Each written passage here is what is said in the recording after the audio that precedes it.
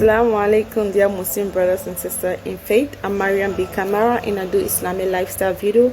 And if you're interested in our content, don't forget to hit that subscription button below. Subscribe to our Layla family and hit the notification button below so whenever I post a video, you're going to be the first to be notified. Mashallah, I'm grateful to Allah subhanahu wa ta'ala. Like you can see, I'm kind of excited. Why? Because we are in the month of Dhul-Hijjah. So we are expecting Ahad. So what are we waiting for? Let's just go through the video. Bismillah. Yallah. I am grateful to Allah subhanahu wa ta'ala. I ask Allah subhanahu wa ta'ala to please put peace and blessing on Rasulullah sallallahu alaihi wasallam, his household, his companion, and all those that follow him on the straight path. Ameen ya Rabbil Alamin. Inshallah, today I'm going to be we are going to inspire ourselves about suratu Dhuhaa. Suratu Dhuhaa, why suratu Dhuhaa was sent to the Holy Prophet Muhammad sallallahu alaihi wasallam, and a lesson learned from it or the important in our lives. May Allah make it easy for us as we go through the video. This is you're listening to Ad Dhuhaa recitation after Fajr prayer. That's why the light is shining, but it's kind of it's dark. Did you see me clear? But alhamdulillah, at least the recitation was clear, right? So while suratu Dhuhaa was sent down, there came a time in the life of Prophet Muhammad sallallahu alaihi wasallam when Allah subhanahu wa ta'ala stopped for some time sending him some verses of the Quran, revealing it to him, and Jibril stopped coming to him, and he was kind of frustrated. He was so sad and he was depressed. He felt that Allah subhanahu wa ta'ala does not want him to be Nabi anymore. So he was so sad about it. He was thinking, how can he lead his people? How can he give another ayah of the Holy Quran or keep preaching to his people? So that, Allahu Akbar, he was so worried about his ummah. So, because again, some of his disbelievers, those that the enemy of Islam started to castigate about him, you are not receiving any message again, and all of those things brought sadness to him. His sadness was not about the dunya, but his sadness was because he wanted to lead his people on the right path to work for Allah subhanahu wa ta'ala. Allahu Akbar, so amazing. Allah sent suratu Dhuhaa to Rasulullah sallallahu alaihi wasallam by promising, giving him hope and saying, "What Dhuhaa? By the morning sunlight, Allahu Akbar. By the morning sunlight, Allah subhanahu wa ta'ala is swearing by the morning sunlight." Point of correction. We as human beings, Allah created, or we as the creation of Allah subhanahu wa ta'ala, we are allowed to swear only by Allah subhanahu wa ta'ala. We shouldn't swear by any other thing. When you swear by you cannot swear by your mom, your dad, your child, whatsoever it is, you cannot swear by it, only by Allah subhanahu wa ta'ala. May Allah give us the understanding. Lady Isa Sajjah, and by the night when it's still dark, Allahu Akbar. Allah is swearing again by the night. He swear by the daylight. Can you see how many of us we always see the daylight? I know daylight is a slave, is a servant of Allah that never disappoint Allah. If we human was like that, because every time, every day, daylight will come. There's no day that you say from the morning to up to this the place is still dark. Daylight will always come. Daylight is always there. Daylight is always on time. So this is it. So Allah subhanahu wa ta'ala is swearing by the daylight, but this is creation, the daylight, that, and he also swear by the night. Every day we have night.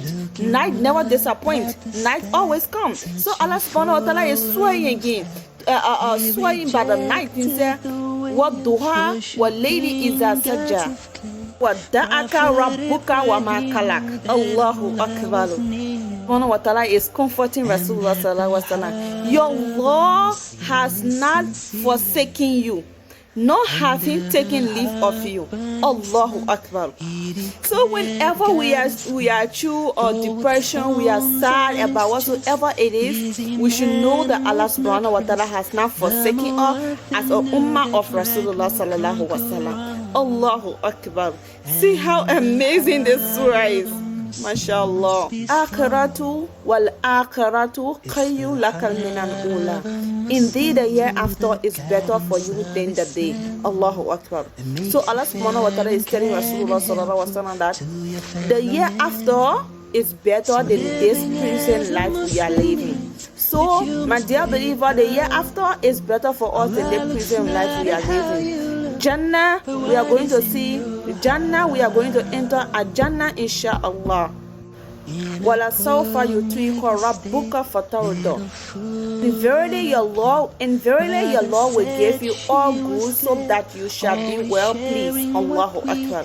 Allah is comforting Rasulullah again by saying, your Lord is going to give you much more that you are going to be pleased with, you are going to be satisfied. So once we enter Jannah, we are not going to be sad, there's no sickness, there's no worry, we're going to get everything in Allah grant our Jannah. Amina ya Rabbil Alamin. Lam yajidika yatima fa'awa. Did he not find you, O Muhammad, peace be upon you, an orphan and gave you a refuge? Allahu Akbar.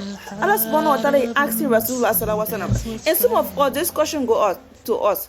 Once we are sad, we have some challenges in our life, we should think that before, how did we come to this stage? We were in certain problem before, and Allah subhanahu wa ta'ala take us all of that problem. So surely Allah have taken all of that problem. We should know that nothing lasts forever. Allah is surely going to take all of another problem, even the previous problem we all had. Allah is still going to solve it. Allahu Akbar. Because remember, Allah said it in the surah, Inna li usri yusra. Allahu Akbar. So, Allah subhanahu wa ta'ala is telling Rasulullah sallallahu alaihi wasallam, did we not find you an orphan and we gave you refuge? And we know the story of Rasulullah sallallahu alaihi wasallam. He was an orphan when his mom and dad passed away, right? So,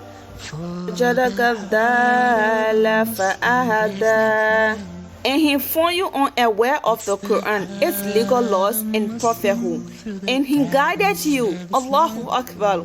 Allah subhanahu wa ta'ala is reminding the Holy Prophet Muhammad sallallahu alaihi wasallam, you were an orphan and we gave you refuge, and you were not know nothing about the Quran. You was uneducated of the Quran, but we gave you knowledge of the Holy Quran. Allahu Akbar. Amma yatima fala takha.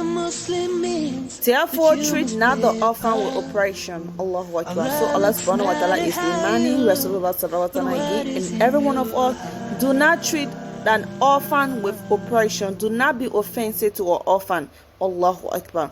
And so that's why you see in our hadith, one of the hadiths of Rasulullah sallallahu alaihi wasallam say, those that are kind and treat an orphan with kindness, that person and he is going to be in Jannah like this, putting his two fingers together. May Allah subhanahu wa ta'ala make it easy for us. May Allah make it easy for us to be kind to an orphan. Amen.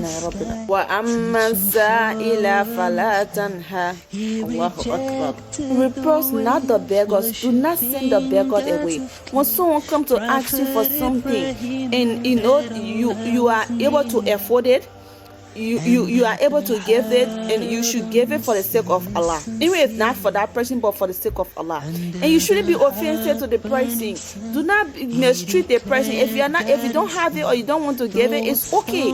You can make dua for that person, or you can just let the person go by instead of saying a word that that would be hurtful to that beggar. So Allah subhanahu wa ta'ala is telling Rasulullah sallallahu alaihi wasallam, every one of us, that we should not be offensive to our orphan, and we should not be, behave to a beggar, behave rude or whatsoever way we can, send that person away. Allahu Akbar.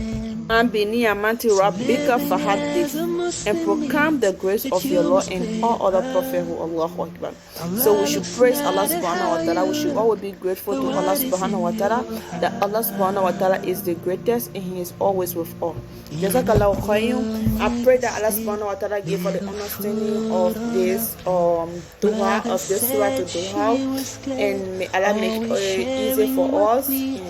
Jazakallahu khairan. Love you, but Allah love you the best.